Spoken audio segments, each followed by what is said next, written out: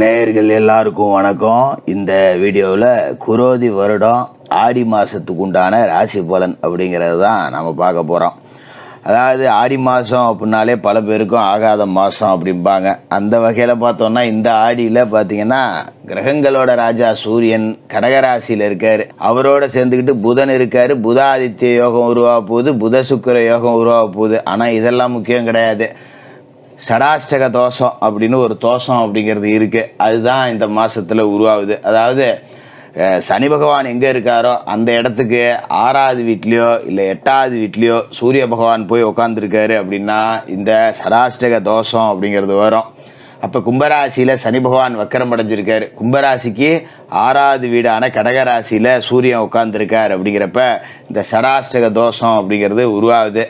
இந்த தோஷத்தால் பல ராசிக்காரர்களுக்கு நன்மையும் நடக்கும், பல ராசிக்காரர்களுக்கு கெடுதல் அப்படிங்கிறதும் நடக்கும்.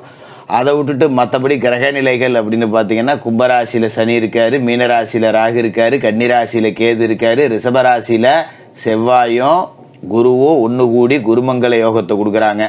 கடகராசியில் புதன் சூரியன் சுக்கிரன் எல்லாரும் இருக்காங்க.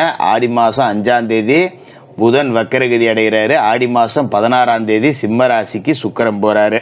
இதுதான் இந்த மாதத்துக்கு உண்டான கிரக அமைப்பு. சரி, இந்த கிரக அமைப்பு, இந்த புதாதித்ய யோகம், புத சுக்கிர யோகம், குருமங்கல யோகம், இது எல்லாம் சேர்ந்து என்ன பலன் கொடுக்க போகுது, இந்த சடாஷ்டக தோஷம் அப்படிங்கிறது என்ன பலனை கொடுக்க போகுது அப்படிங்கிறது எல்லாத்தையும் நம்ம தெளிவாக பார்த்தாகணும்.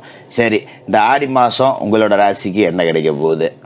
தனுசு ராசி நேயர்களே, உங்களுக்கு இந்த ஆடி மாதம் எப்படி இருக்குது அப்படின்னு பார்த்தீங்கன்னா, மாத தொடக்கத்தில் ராசிக்கு அதிபதி குரு பகவான் 6வது வீட்டில் இருக்கார். அதாவது 6ல் குரு அப்படின்னா ஊரில் பகை அப்படின்னு சொல்லுவோம் பார்த்தீங்களா.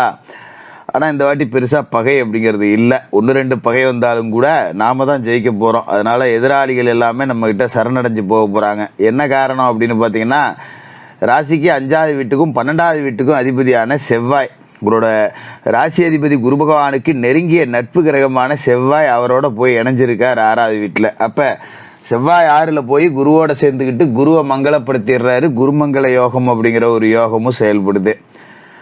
தொழில் வளர்ச்சி, பொது வாழ்க்கையில் திருப்தி, சுப விரய செலவுகள், இடமாற்றம், வீடு மாற்றம், விலை உயர்ந்த பொருட்களை வாங்கிறது, இது எல்லாமே உங்களுக்கு இந்த மாதத்தில் நடக்கக்கூடிய அமைப்பு.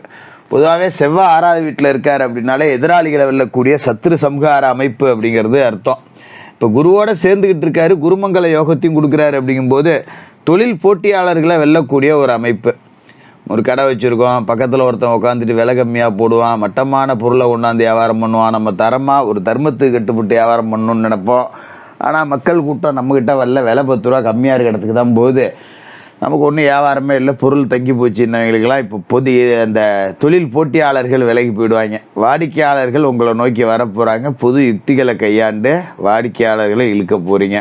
அதுமாதிரி கடந்த காலகட்டத்தில் விற்பனையாகாமல் தேங்கி கிடந்த பொருட்களை எல்லாத்தையுமே தீர்த்து முடிக்க போகிறீங்க. ஆடி கழிவுன்னு போடுவாங்க பார்த்தீங்களா, விற்காது பழசுப்பட்டு அப்படிங்கிறதெல்லாம் அதுமாரி நீங்கள் போட வேண்டியதில்லை. அதுமாரி பழைய சரக்குகள்லாம் தாராளமாக தானாகவே விற்று தீர்ந்துடும். 10 ரூபா நமக்கு நட்டம் போட்ட முதல்ல அப்படிங்கிற நிலமெல்லாம் வராது. ஏதோ ஒரு ரூபத்தில் எல்லாத்தையும் விற்று தீர்த்துவிட்டு 10 ரூபா லாபம் கம்மியாக வந்தாலும் கூட லாபம் இருக்கும். அதில் எந்த மாற்றமும் இல்லை. அதோட உடல் ஆரோக்கியத்தில் இருந்த பிரச்சனை சரியாகும். ரொம்ப முக்கியமான ஒரு அமைப்பு இதுதான். ஏன்னா ராசிக்கு 4வது வீட்டில் ராகு இருக்கார். சுகஸ்தானத்தில் ராகு இருந்துட்டு உடம்பு விஷயத்தில் பிரச்சனை கொடுத்துக்கிட்டே தான் இருந்திருப்பார். அடிக்கடி ஆஸ்பத்திரிக்கு போகிற மாதிரி இருக்கும், 10 ரூபா செலவு பண்ணுற மாதிரி இருக்கும். குறிப்பாக பெத்த தாயோட உடல் ஆரோக்கியத்துக்காக காசு பணம் செலவு பண்ணியிருப்பீங்க. இப்போ இந்த ருணரோக சத்துருஸ்தானம் அப்படிங்கிற இடத்துல செவ்வாய் போகிறாரு. அப்படிங்கும்போது உடம்புல உள்ள பிரச்சனையை சரி பண்ணிடுவார். தாயாரோட உடல் ஆரோக்கியத்தில் இருந்த பிரச்சனை சரியாயிடும். வெட்டியாக ஆஸ்பத்திரி செலவு பண்ண காலம் அப்படிங்கிறது மலையேறி போயிடும். இந்த குரு செவ்வாய் சேர்க்கை அப்படிங்கிறத விட குருவோட பார்வை அப்படிங்கிறது ராசிக்கு 2, 10, 12 இந்த 3 வீட்லேயும் விழுவுது. அதாவது குரு இருக்கிற இடத்த விட பார்க்குற இடத்துக்கு பலம் அதிகம் இல்லையா. மறைவிடத்தில் இருந்தாலும் குரு பார்க்குற இடத்துக்கு அடிப்படையில் வருமானம் நல்லாயிருக்கும். ஏன்னா 2வது வீட்டை குரு பார்க்குற தனவாக்கு குடும்பஸ்தானம்.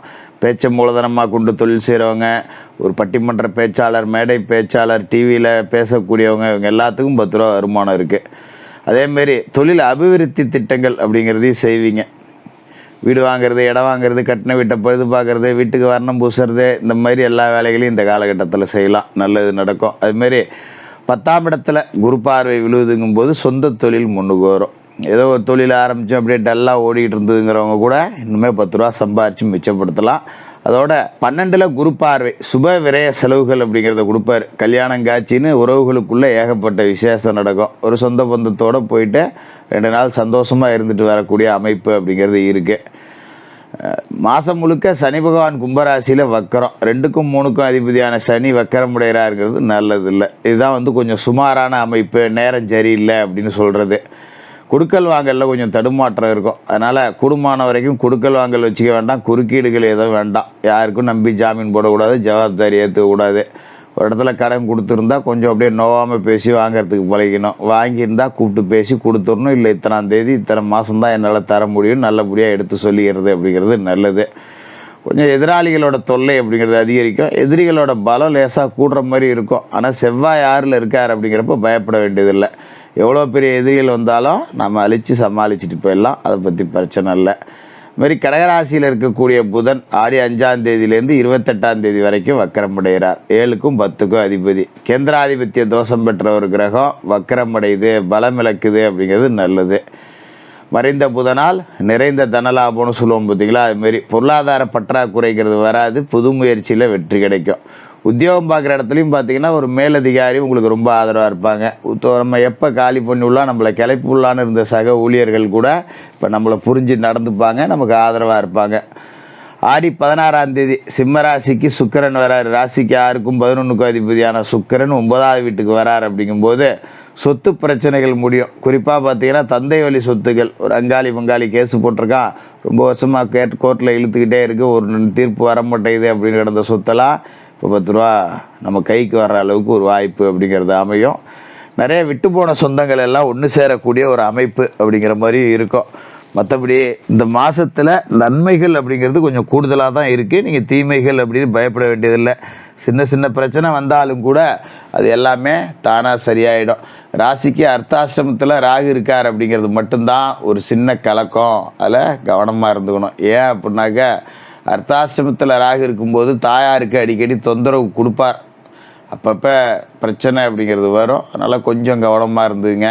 இந்த காலகட்டத்தில் கொஞ்சம் குறுக்கு வழியில் பணம் வர்ற மாதிரி தெரியும். அதுக்கு ஆசைப்படாதீங்க. வந்தால் கூட வேண்டாண்டா ஆளை விட்றா சாமி அப்படின்னு ஒதுங்கிக்கிங்க. ஏன்னா உழைக்கிற காசே உடம்புல ஓட்டில் எதுக்கு அடுத்தவங்க காசு நமக்கு அப்படிங்கிற மாதிரி அதுலேருந்து கலண்டு வந்துங்க. சட்டவிரோத செயல்களுக்கெல்லாம் வாய்ப்பு வரும். அதை பயன்படுத்தாமல் தப்பிச்சு வர்றது அப்படிங்கிறதுல தான் புத்திசாலித்தனம் இருக்குது. மற்றபடி பெரிய பாதிப்புகள் ஒன்றும் இல்லை. தினமும் குளிச்சு மொழிவிட்டு விநாயகப் பெருமான் வழிபாடு செய்யுங்க. வியாழக்கிழமையில் குரு பகவானுக்கு நெய் தீபம் ஏற்றுங்க. அமாவாசை நாளில் முன்னோர்களுக்கு செய்ய வேண்டிய தர்ப்பணங்களை முறையாக செஞ்சுட்டு 9 ஏழைகளுக்கு அன்னதானம் பண்ணுங்கள். இந்த ஆடி மாதம் அப்படிங்கிறது நல்ல மாதமாக இருக்கும். தனுசு ராசிக்காரர்களுக்கு வாழ்த்துக்கள்.